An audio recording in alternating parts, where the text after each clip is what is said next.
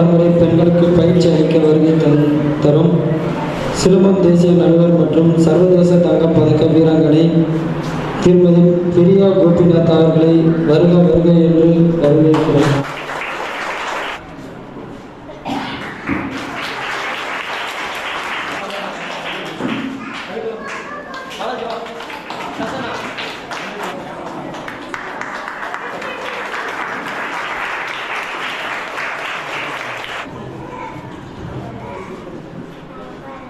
First இதில் arrangement பண்ண தமிழக வெற்றி கழகம் விஜய் சாரோடது ரொம்ப ஸ்பெஷலாக பண்ணுறாங்க.